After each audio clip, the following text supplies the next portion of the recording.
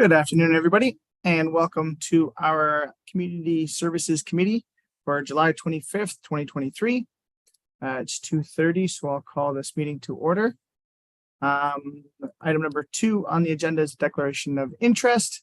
If anybody has any interest to declare, please do so when it becomes apparent. Delegations, there's no specific delegations on today's agenda. And item number 4 is reports. The first report we have to receive is PDR CSC 3223. The recommended motion is that we receive the report regarding Grey County's updated housing action plan be received and that the draft housing plan be supported in principle. Can I get a mover and a seconder for that motion? Moved by Scott Mackey, seconded by Andrea Matrosoff. And then I will turn it over to, I believe, Liz Buckton is the one giving the presentation. Good afternoon. Good afternoon. Thank you so much. Lovely to be here with everybody. Can you hear me okay? Volume perspective is good. Okay, wonderful. So I'm just going to share my screen. I've got a presentation set here. The only thing is I won't necessarily be able to see everybody's faces as I'm talking. So if there is something urgent, feel free. Maybe Sarah or Tara can give me a holler just to bring that to my attention as we go. But here we go. So I think should be good there. All right, so I think at this point in time, you should be able to see the title page of the presentation. I'm not expecting to spend a huge amount of time here. I do hope to leave some opportunity for questions and discussions afterwards. Just briefly, I have pulled together a brief overview, I guess, of the presentation. So really, I think we'll start off by talking a little bit about the nature of the housing affordability crisis, some of the big picture factors that are affecting supply and affordability, really kind of the big picture challenges, kind of starting at a national scale and working our way down. And then we'll take a look at the local picture, really just to make sure everybody has the context relating to the framing, I guess, of the housing plan. We'll speak a little bit about the relationship of the Housing Action Plan and how that relates to the county's housing and homelessness plan, some of the action plan content, and we can actually bring up the plan and look through that together, and then a little bit about implementation.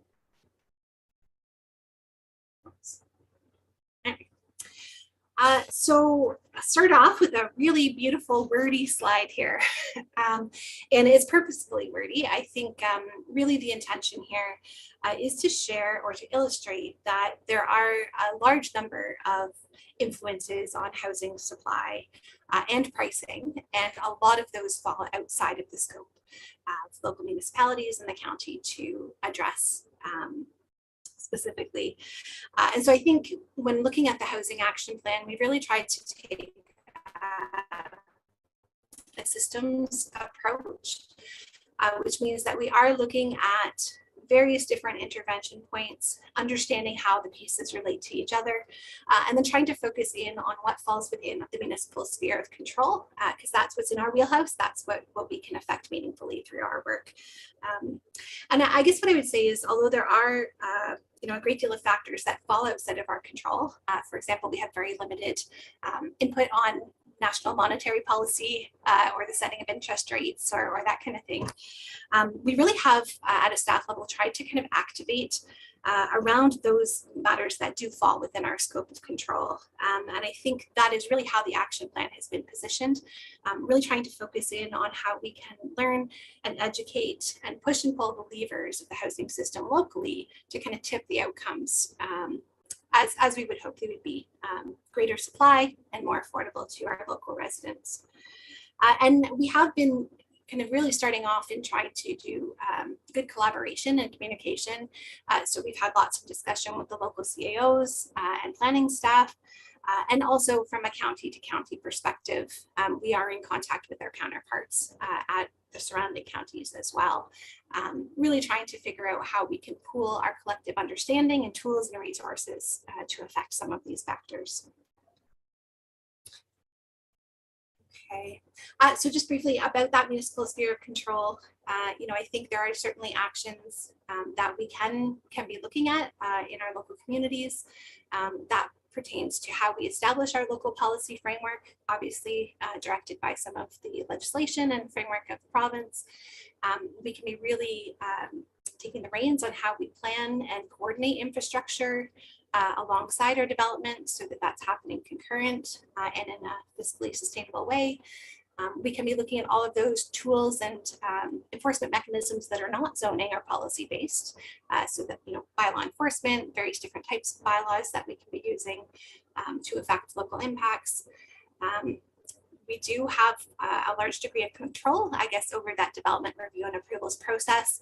Not so much what it needs to look like, a lot of that's mandated, but we do have the opportunity to figure out how we can best streamline that in our own circumstances and to our own resources. And then we do have some control regarding local fees, charges, the way that we may incentivize different types of development and how we may choose to defer, for example, certain fees or charges. Another wordy one again, and again, the intention is to very much illustrate that the challenge is not only a local one, it is a national one. So we've got all of these factors happening, big picture, and those challenges are playing out nationally as well. So federally, it's been identified that we have a housing gap of about 3.5 million units in order to meet demand and restore affordability in Canada. We've been targeted in the province of Ontario to deliver 1.5 million homes by 2030, which I think is quite an ambitious goal. Certainly, we have been seeing kind of a broad reporting, I guess, in the media around how we are seeing some disconnect between household incomes and the cost of living generally. And I think we've also been seeing a realization that a shift to housing being viewed as an investment as opposed to shelter and meeting a basic need has had some impacts as well. In Canada, recent reporting identifies that the average home purchase pricing is now 7 times the average income for households. And in certain markets, so like Toronto, for example, that's even higher, that ratio between household incomes and average pricing. We're seeing a lot of news about interest rates recently. We have been experiencing some sticky inflation following the pandemic. And I think Bank of Canada has been trying to respond to that to get back to our 2% or below inflation target. And they do that through interest rates. But I think we are in a delicate time in that household debt levels are very high, and mortgage interest, mortgage lending takes up a really large percentage of our household debt. And so it can be, I guess, a risk perhaps, or it's, and then of course, demographic industry retirements from the construction industry in the next 10 years. So we're going to be needing to fill those gaps and grow the industry to meet the demand of creating the level of housing that we're being asked to create. And then add to that those supply chain and raw input challenges. So certain cost inputs over the course of the pandemic have increased 40 or 50% into that construction process. And certainly we're not the only country that's looking at amping up our housing supply. So globally, I think the expectation is that we will see cost escalation and some challenges in obtaining raw inputs to our construction industry. So there's a lot going on. We see the really localized impact of that in our communities and are asked to respond in that way. But I think it's important that we are understanding that it is tied to much broader and very nuanced issues at that national scale. So locally, how is this playing out? I guess is the question. What are we seeing on the ground here? And I will just highlight that we did back in the fall, September of last year, took forward a report to the Affordable Housing Task Force that tried to dive into some of the data around that. And so we certainly can share that link along. I think I have included a link to that report in this staff report. But what we identified there is that there has been relatively low rental vacancy in our area throughout the pandemic. I think a healthy vacancy rate is typically targeted around 3 to 4%, and we've been trending lower than that. We've also seen our social housing wait list double over the course of the pandemic. And so we are in a position now where we've got 1,200 eligible Grey County households on that wait list. So those are kind of some of the metrics. We did take a look last year through that data report as well and did a snapshot view of some of the rental listings that are available in Grey County communities. What we had determined through that was that available rentals are being offered on average of $1,850 a month plus utilities in most cases, and that the larger the unit, the larger the price tag generally. That can be contrasted with the average rental pricing that's reported by CMHC. They identify that an average locally is $1,019 a month. That's what renter households are paying on average. But I think it's important to recognize that that reflects occupied units. So that might be units that were constructed long ago, that were occupied long ago, and have been subject to rent controls in the interim. And so really where that puts us is that for someone looking to obtain an affordable rental or a rental unit in general, what's available on the market locally is really targeted to kind of the 8th and 9th decile of household renter incomes, or upwards of a $74,000 annual income to make that $1,850 a month affordable, or fitting within about 30% of their gross income. And so that means many rentals are out of reach for social benefit recipients, minimum wage or entry level professional employees. And we certainly have been seeing that play out in our communities, definitely in the business community, where we're starting to see large employers taking matters into their own hands and pursuing targeted employee housing opportunities. So we've recently seen a proposal come forward at Blue Mountain for dormitory style employee housing.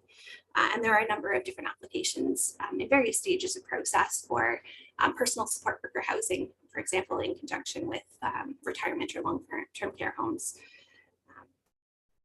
On the ownership side, so we've recently received some data from the province identifying that the average resale price for our regional market area in Grey County is $712,000. That would be affordable to households in the top 10% of the income spectrum, so in high income. And we really have very limited listed supply that's affordable to middle income households, which are traditionally kind of that 4th to 6th decile, or 70 to 103,000 based on current numbers. So for them, an affordable purchase price would be in that range of $240,000 to $360,000. And if you'd like an entertaining way to spend an evening, I really do, please take a look at the MLS and get a sense for what's available. There's quite limited supply in those price range, and that exercise really drives it home. Quick question, if I may, just while we're on this slide. Yep. So the social housing wait list doubled. There's 1,200 eligible families on the wait list. Can you just remind us how many units of social housing we have in Grey County? Do you know? Sorry. Yeah, so I can ballpark it, and Anne Marie can certainly pipe in to correct me if I'm wrong. My understanding is it's around 1,500.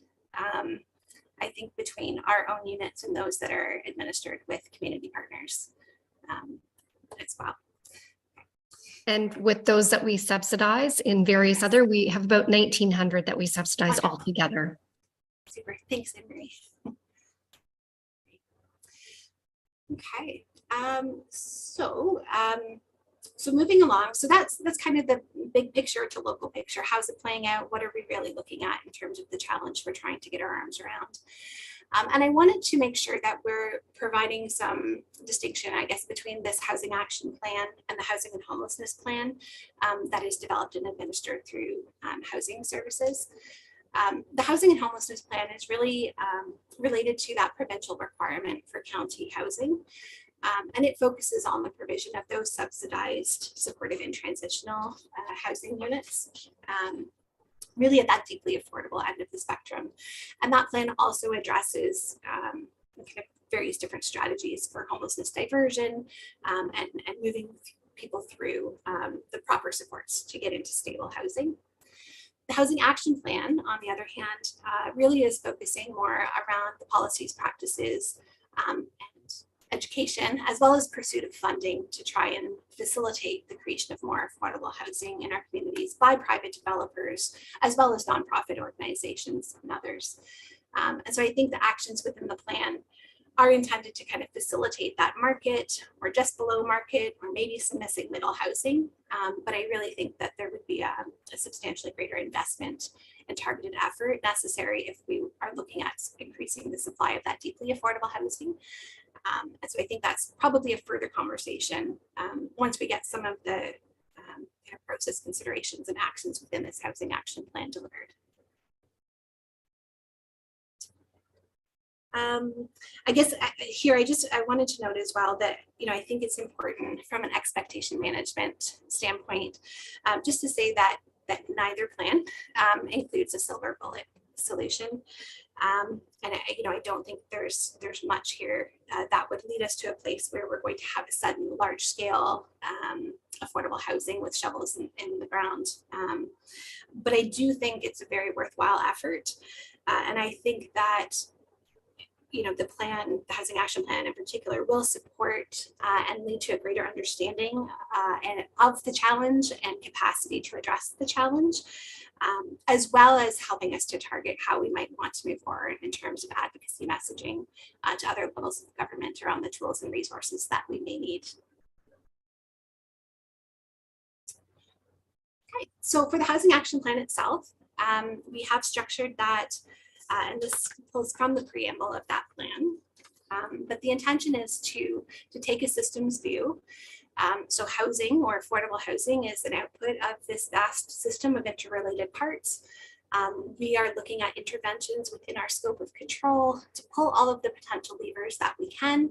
And that might be policy interventions, resourcing interventions, looking at our practices, how we communicate, how we share power, what relationships we hold, and then all of the mental models that kind of underpin the current system in place. And really the objective there is to try and tilt the system through aligning all of our levers to facilitate the outputs that we're hoping for, recognizing we have all of those other big picture things that are at play that have to be factored in as well. And I think the other important thing in looking at a systems view or systems approach is that we do have to be cognizant that human systems, economic systems, these are adaptive and they're very complex. And so an action here can have ripple impacts or unintended consequences. So I just say that because I think it's important that we really do embody this living document approach, that we're making sure that we're checking back in and keeping track of data and ensuring that we're monitoring where we're at in the process so that we can be coming back and updating and adjusting course as needed. And then the other thing I wanted to focus around that, the framing of the action plan, is just that we really have developed this on the basis of a collaborative focus. So you'll note within the actions that are identified in the plan that the intention is really that Grey County would play a leadership role. So we would help in the coordination of delivery of a number of these actions. But the actions themselves are distributed across municipal, charitable, nonprofit, business, and community agencies within their respective spheres of control. And so it's a matter of kind of coordinating around particular actions and putting all of our resources collectively together in a same direction for common outcomes. And so I think that, speaks to the notion that there is like a local municipal role, for example, in addressing the housing crisis. But I think it might not look like how many might envision it. It's a lot of the behind the scenes of facilitatory actions that are required to really bring housing plans through kind of the home stretch of their journey through the approvals process. And I guess, I think it's a we're all in this together kind of situation. And I think the imperative here is that a lack of affordable housing supply will have impacts in our communities, and those will be felt at the very local level. And so by taking a proactive, collaborative approach, the hope is that we can catch some of those impacts on the upstream, as opposed to waiting for them to become bylaw enforcement, encampment management, and shelter provision, which is arguably much more expensive to do. in responsive fashion. So I guess I will just flip then along to the action plan items. We've brought forward a number of actions that have been identified through prior reports, prior action plan documents, and really try to consolidate those together. A number of those current actions are well underway or established. And so the actions articulated in the plan are maintaining, enhancing, pursuing further refinement of some of these types of actions. So for example, we will be looking to maintain a levy contribution towards an affordable housing fund. We're currently working through evaluation of a pilot surplus county site, and we'll be preparing some templates and resources associated with that to share back to member municipalities to help guide that evaluation process in your own communities. We'll be looking at our CIPs and many of our communities, the majority of our local municipalities do have CIP programs in place now. So it may be a case of going back and revisiting those to determine how the various housing incentives within those are structured. Perhaps there's an opportunity for refinement there. Making sure that we're funding those plans as well, I think is an important consideration. Maintaining and enhancing development charge deferrals and exemptions for targeted housing types. Now there has been some legislative change around development charges in general. So I think we will have to accommodate that. And so there will be some further discussion here. But I think the idea of aligning our incentives, rebates or deferrals to our targeted areas of need makes a lot of sense. So we'll keep going with that. Certainly county official plan, local official plan, and zoning bylaw updates, again, to streamline processes, to make sure everything is well aligned, to minimize those situations where people are coming in for site-specific amendments unnecessarily that can cause potentially delay.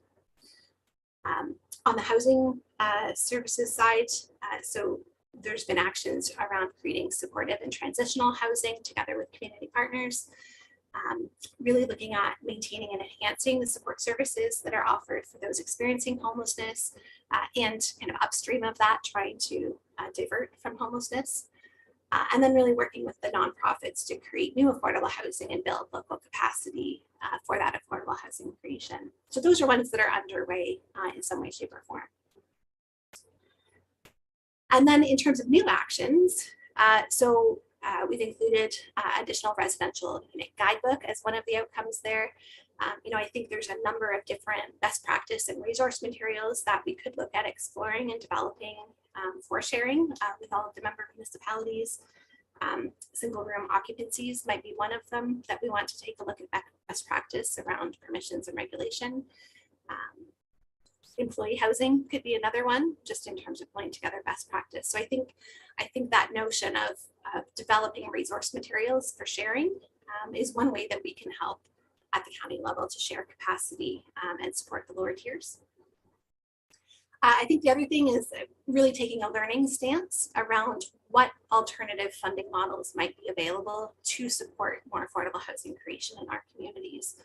And so I don't necessarily know that this will be municipalities initiating these tools, but it might be figuring out how we respond and dovetail our supports and programs to other models of financing or other types of tenure models. So cooperatives, for example, might be one example. We're learning so that we can facilitate local learning and being receptive to those ideas when they come forward. We are looking at hosting a housing forum this fall. And I think the intention there would be that we'd be pulling together counselors and key staff to really get on the same page and have a common operating picture of how we can address some of these challenges, what the status of the situation is, how that differs from place to place, and really talk about the coordination of our efforts. We just had our very first affordable housing community practice meeting on Friday. So that is including membership from each of the lower tier municipalities. And we'll be meeting on a regular basis to share resources and to have discussion around issues relating to affordable housing supply and approaches. We're currently in the process of providing some materials back to municipalities around recommendations for planning process efficiencies. We have seen some changes in the legislation around how our processes work.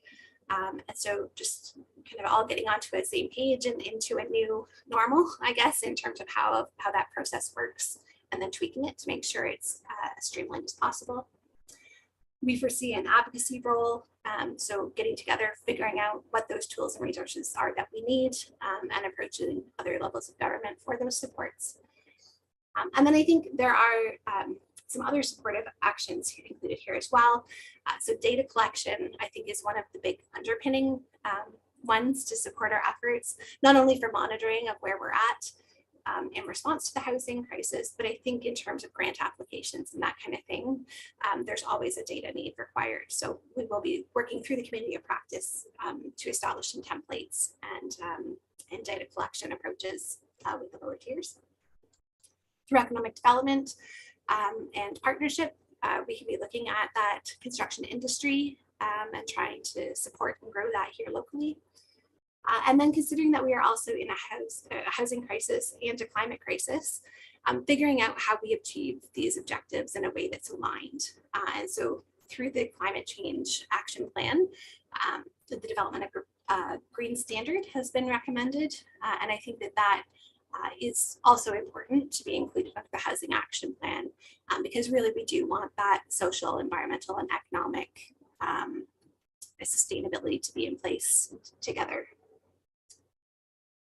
So I'll speak really briefly to implementation, and then I think we could open it up for questions. And my thought was we can pull up the housing action plan itself if there are questions around particular items. But I recognize it's a lot of me talking. And so I think probably a good break point there. So just roughly or briefly, sorry, implementation. So like I say, the housing action plan, this is actually its public debut through Community Services Committee. We've certainly had lots of discussion with the CAOs and with planning staff, but this is the first opportunity for a broader look.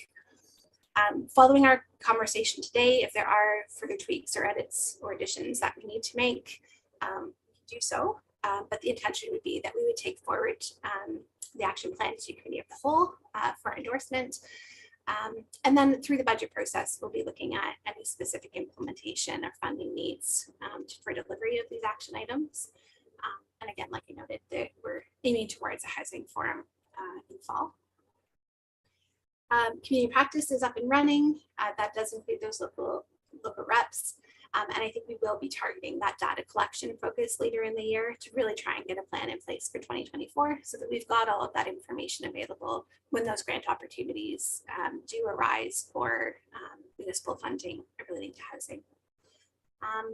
And I think as part of that community practice as well, and I'm just in the process right now of working with our IT department, we will be looking at developing a bit of a inwardly focused resource portal for community practice members. So as we're pulling together resources, as we're pulling together reports and data, monitoring kind of the media and its response to the housing crisis, we'll have a central location to house that information for ease of access and sharing. So I'll just stop sharing my screen now. And I think certainly if there are questions, I'd be happy to address those. And like I say, we can pull up that housing action plan as well to take a look in there if there are specific questions about items. Thank you very much, Liz. A lot of information there, a few purposely worded slides. Any questions or comments to Liz? Member Mackey.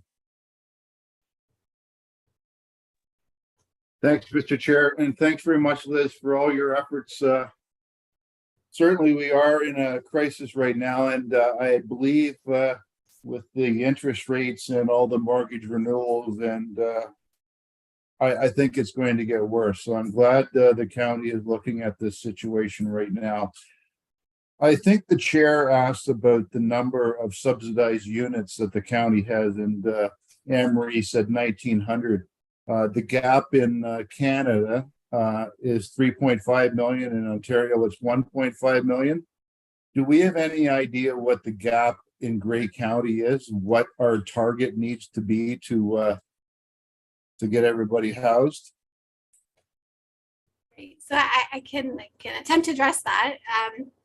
So what I'll reference is the housing assessment resource tools. There's been a data project by the University of British Columbia that has taken census data to try and break it down, households and core housing need, to give us an estimate of what kind of unit count we might be looking at.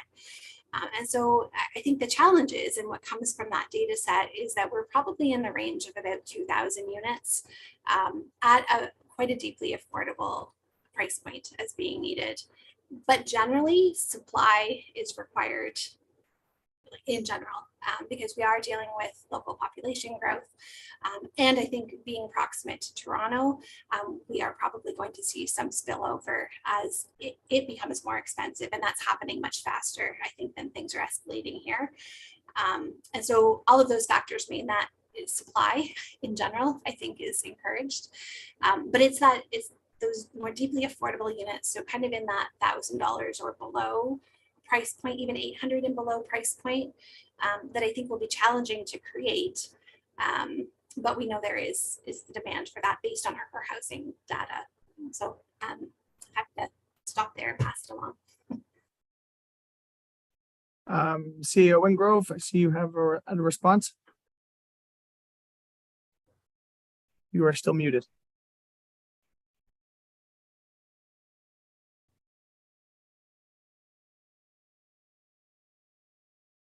Let's try that muting again for the There we third. go. Sorry. Liz, can you pull up that heart graphic? The one that shows the continuum with some numbers on it, because I think that does a really nice job of sort of showing kind of where it all breaks down as far as income levels versus what would be considered affordable. And I think that's an important part of the conversation that you're asking about, Councillor Mackey, is, you know, if we were gonna make investments, where are we likely to get the most bang for our buck, if you will? So can you find it, Liz? Yes, yep, I had it, Okay, actually had it perfect. open. Perfect. Okay, just screen share again. Okay. So I think, Kim, this was the one that you were Yeah, indicating. yeah, this helps. Okay, so I think the way that we would generally read this, so we've got kind of household income along the top. This is scaled, so the size of the green category, for example, representing high income households, that's relatively sized to the other categories. So, you know, a household income of $15,000 translates into an affordable rent of $390 a month based on that 30% of household income. And then the types of housing that might provide someone housing at that price point is oftentimes that subsidized or supportive housing. Maybe it's through portable rent subsidy. You know, perhaps those folks are in a shelter circumstance. And in terms of our households, we have 1,100 households that are operating off of an income in and around that price point. $40,000 income level, we're looking at an affordable rent of in and around the $800 price point, and that's changed a little bit just because the minimum wage has come up. But again, you know, if we're looking at rental pricing right now, it's actually more kind of in the $1,800 to $2,200 range.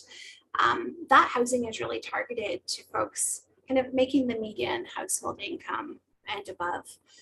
And so, you know, we know that those occupied market rental units are averaging in around that $950 to $1,000 a month based on an average of all of the occupied units.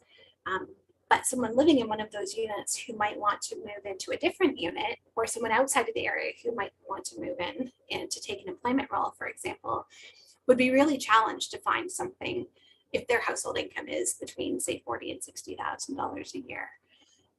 So we plotted this out because I think it really does kind of show us how, you know, ownership housing is increasingly, I guess, reserved for those in high income.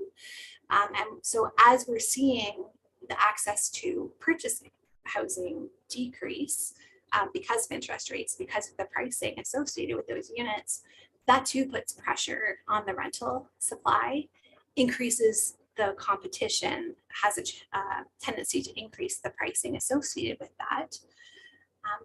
And because the cost of housing has increased to produce it, the new units that are coming onto the market are at that market rental range. And so, in a balanced market, I think what you would anticipate that as we bring on new supply, there's a trickle down effect that, units become relatively priced to the new one. But when we're in a very short supply situation, you maintain that competition for a limited number of units. So it keeps the prices elevated. And I think it really puts pressure on the community housing because folks are either stuck in the unit that they've got that's affordable or have limited options in terms of where they might go otherwise. Kim, did you want to speak at all further there? I hit the main parts, but Yeah, no, I think the other piece of information, and I don't think we have it in an easy chart form, is to take those rental payments, if you will, and convert them into, and what does that, if you were going to buy something, what could you afford to buy with $1,500 a month at current interest rates? What can you afford to buy at $2,250? And it soon becomes very apparent that there's everybody just about is priced out of the market, unless you're a 2-income family earning a very decent income.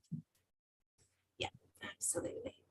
So it's stark, right? When we look at it from that perspective and think about it from a mobility standpoint of, what options do people have to move within the community?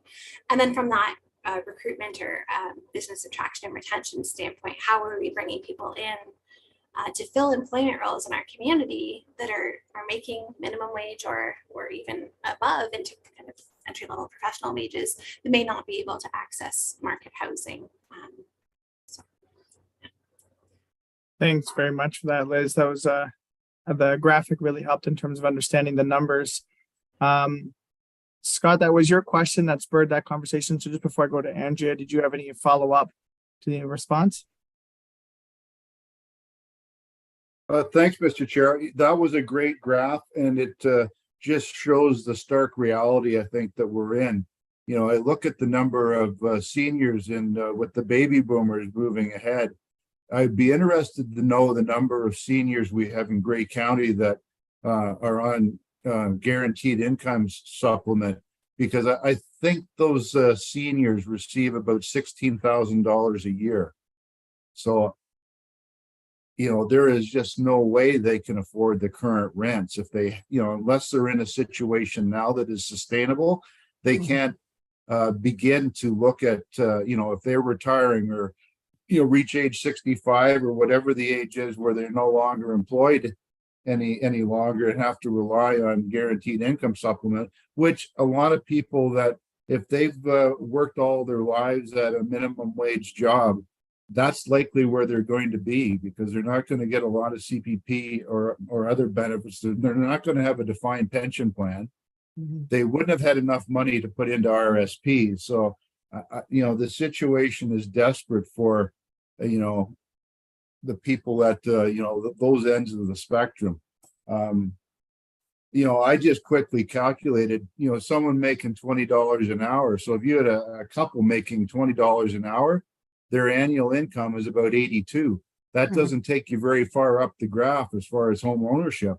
And I would submit $20 an hour is probably it's a lot more than what some people are making, but it's likely an average wage in Grey County. So we got to wrap our heads around it. One last question, and then I'll turn it over to somebody else, Mr. Chair.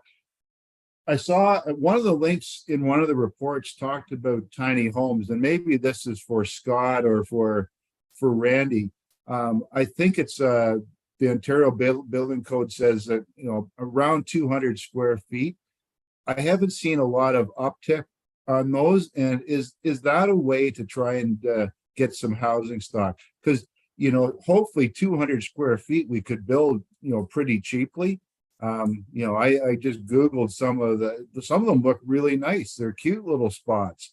And, from a climate action, if they're insulated properly, we've got so many of these 4,000 square foot homes going up and 2 people living in them. So I think we need to back that up. So just wondering, what's going on with tiny homes and how we could promote them. Typical lots now that, are an acre in size could probably accommodate 4 houses instead of 1, but I don't know. I'll quit my rant. Thanks, Scott. Scott, do you have a response for that? Yeah, thank you, Mr. Chair, through you. Thank you for the question, Councillor Mackey. So we have included some updated policies in the county official plan on tiny homes, and we've been working with planners and building officials at the local level to sort of examine what's needed to further support them. We are seeing some inquiries there. We're not seeing quite as much interest as maybe certain TV shows or the media might have one believe. They tend to seem to be more popular in warmer climates. We're trying to create a policy environment where it makes it easy for someone to put one in. And one of the things Liz highlighted in the Housing Action Plan is that idea of an additional residential unit guide. And so that's where we're seeing tiny homes maybe being a great solution is, somebody has a property, they want to put a detached second unit on it, and they can bring in, maybe a prefabricated tiny home in that regard. With respect to, someone buying a 1 acre lot or a smaller lot in a settlement area, you still have the cost of the land, which right now is unfortunately very high, and then the cost of the tiny home itself, and even some of the prefabricated ones we've seen, are still out of reach of a lot of incomes in the county. So, we're trying to create the environment whereby it could be favorable to having tiny homes or maybe multiple on a lot, and the province has certainly done a lot there too. But we haven't seen huge interest just yet. Although if we continue to promote things like additional residential units, maybe there's targeted grants and community improvement plans at the local level, maybe we'll start to see more uptick. Bit of a rambling answer, but happy to share anything further if the committee wishes. Thanks very much, Scott. I know last year, myself and another council member from Grey Highlands went to the tiny home show there, and I think it was in Ancaster.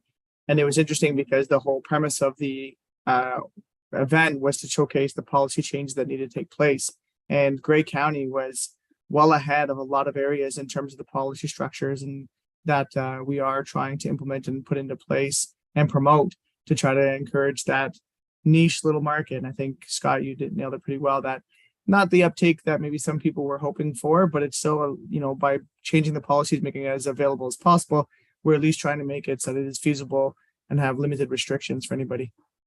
But moving along, Andrea, you've been patient. Thank you very much. Thank you. Can you hear me okay, Chair? Okay, excellent. Thank you.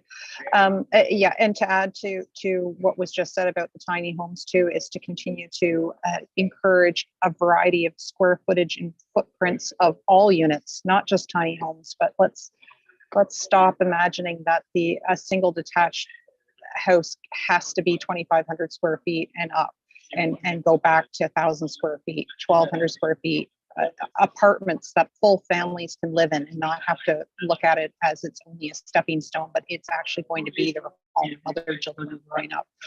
There's just so much more we can do there. My question through the chair to staff is, we recently had our South Georgian Bay Mayors Forum, Mayors and CAOs forums, and Councillor McQueen, myself, and Councillor Kentner were there. And we had recently organized a number of individuals to come and tell us about some of the solutions that are aspirational or are proven elsewhere in Ontario, such as the example that comes from the Brampton area about the concierge kind of concept, and that was on a county level. And so we are having a follow-up conversation just last week at our South Georgian Bay Forum about what do we do with this information.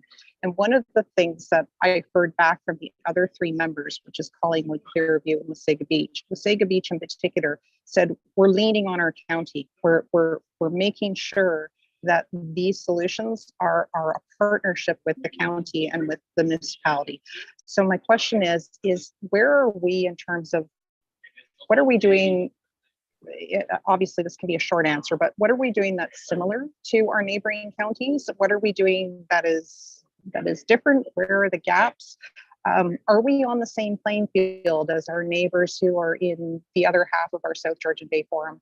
Because as we all know, people don't care if they live in one municipality but work in another. Every single one of your lovely municipalities will be a commutable distance for me and vice versa to you. Thank you, Chair. Fair question, Andrea. I'm not sure which staff would like to respond to that one. Everybody's excited. Randy, you have graciously volunteered to try to answer that one. I can start and I think there's been a few opportunities where we've been able to share some of the initiatives and the actions that Grey County and our member municipalities have implemented and have shared some of those resources with other counties and other municipalities across the province, and vice versa. And to me, I think it's important that we're learning from one another, what works, what doesn't work. There's, as Liz indicated earlier, there's no one silver bullet. And so it takes a multitude approach, and it takes everyone working together at all levels of government. And I think that's where this updated housing action plan, I think, it was always, intended to be something that obviously we're working together with our member municipalities. And I think this updated plan really spells out, okay, here's what the county's going to be working on. Here's where we need some support and assistance from our member municipalities. And here's maybe where we can do some further advocacy work to make sure that, our provincial and federal partners are working with us as well. So I think through the community practice too, that Liz talked about, we'll be able to share some of those best practices, those opportunities, what's working, what's not working.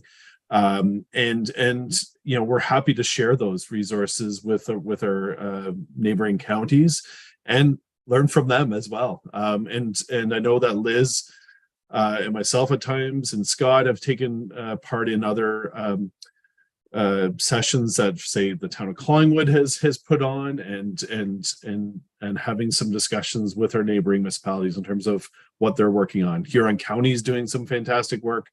We've been able to learn from them in terms of how they've been able to increase some of their affordable housing supply. So again, I think working together outside, within our region, and outside our region is the only way we're able to make some headway when it comes to some of the challenges that Liz described earlier. Thanks for that, Randy. Liz, you have a follow-up? Thank you very much. Thank you very much, Mr. Chair. So I think Randy spoke to some of those, opportunities for cross-pollination between the various places. And so I guess I just wanted to note that we are at a staff to staff level kind of talking about these things on an ongoing basis. But I think we're dealing with similar buckets of issues. So data, for example, is one of the things that we've been talking about, and that's something that's important here in Grey County. The Simcoe is looking at it, Huron is looking at it, versus looking at it. How do we collect that? How do we monitor what we're doing? The other thing, so around additional residential units, I know we've looked at Collingwood's program. Simcoe has some financial benefits that they offer through the county, and Collingwood has developed a funding program that fits in underneath that county offering to try and incentivize those units. So we've been talking with them about their approach as they're working on different initiatives, figuring out new programs. They're reaching out to us to include us, so we're able to kind of sit in on some of those meetings and share our experience, but also learn from theirs. And in terms of other buckets, so it's best practices, right? Additional residential units, short-term accommodations is another one where we've been doing a lot of work collaboratively, trying to figure out how the best approaches. So I don't know. I mean, the approaches I think will look different in each place because we're resourced differently and our capacity is different. But I think we are all dealing with those same kind of buckets of issues, which are really that database best practices, trying to get our heads around what other models could work. Huron has done a really excellent example in terms of looking at activating some of their municipal properties and have been successful with some grant applications as well. So, I really think that there is that opportunity to be collaborative and to be building off of. It's always going to look different in terms of implementation in one community versus another. So there's a bit of translation, I think, that has to happen as we have those discussions. But anyways, I think I kind of talked around the question. Maybe we kind of got most of the way there, Andrea, but happy to take another stab at it if there's more detail that you're looking for. Sounds like as much as us politicians talk to people, staff from all levels of government, as well as all our neighbors, are constantly communicating to try to come up with solutions to present to us. So thank you very much for your hard work. Member DeBreen, you've been very patient as well. Thank you for that. You have your hand is raised. All in good time and good order. It's always good to hear from staff. They often will answer my question before I ask it, if I wait long enough. So I did want to ask, just to back up on the additional residential unit guide. When we were at FCM, there was a municipality. I could go back into my notes and find out which municipality it was. But for now, they had a menu of pre-approved additional residential units to fast track and expedite the process of getting, these things approved. They had waived, that 20-year limit on garden suites. I'm guessing that this guide might include some of those things, but I thought I would ask that if we haven't already considered a menu of, say, a dozen pre-approved plans that people could pick from, then it might be something we could consider just to help move things along. But just wanted to throw that out there. And I see Scott might have already thought of that. See, thank you. Thank you, Chair. Thank you, Barbara. Scott? Through you, Mr. Chair. Thank you for your question, Councillor DeBreen. Yeah, that's a great point, and thank you for raising it. And similar to the chair's comments from a minute ago, it's great when we're chatting at the staff level and politicians are chatting at the political level and sharing ideas across the table.